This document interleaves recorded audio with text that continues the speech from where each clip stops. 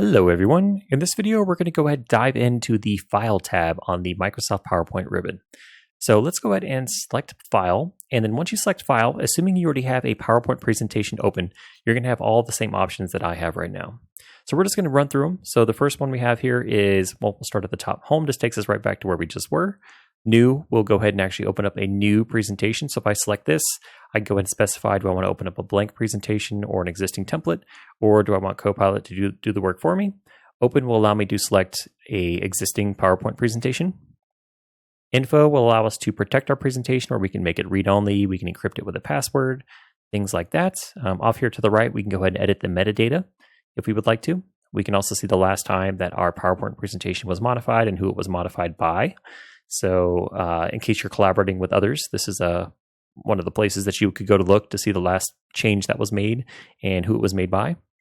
You can also go ahead and click your version history if you want to go ahead and restore it to a previous version. So again, that's really helpful if you're working with multiple people and you need to restore it to a previous version.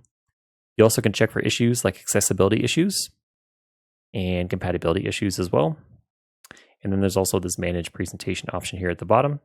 Save does exactly what it sounds like. It'll allow you to save. Save as, this is helpful in case you don't want to save over the original copy of the presentation. You could save as into a different file. You can also hit this drop down arrow and you can go ahead and specify, maybe you want to go ahead and save the PowerPoint template that you have open. So that's helpful if you're, you have to recreate it maybe month after month. Maybe there's, I guess an example of this at work is when I worked as a ServiceNow admin. Every time there was a upgrade, I had to do a PowerPoint presentation.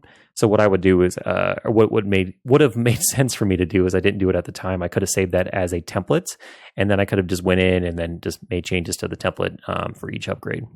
So what I was doing is I was opening up the previous upgrades file and making changes to that, but it probably would have been a better idea to just create a template and then make my life that much easier. But there's also some legacy file types on here as well. So you can go ahead and scroll through that list and hopefully find which one you're looking for.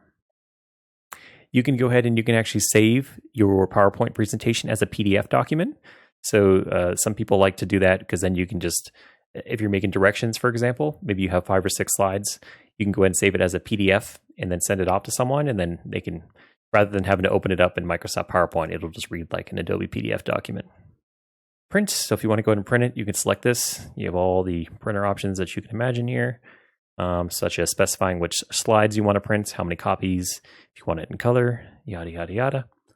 We also have share. So if you want to go ahead and actually have a shortcut to email out your PowerPoint presentation, you can go ahead and select email here. And then if you select send as attachment, it should open up your default email client on your computer. It should have the PowerPoint attached with the, I'm going to try to open up a bunch of stuff here, close it all. And as a subject, it should have the name of the file. Then you can go ahead and send it off to whoever you need to.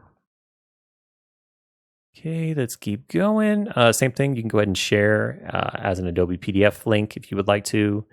Here we can go ahead and we can, some of the same options you guys saw before.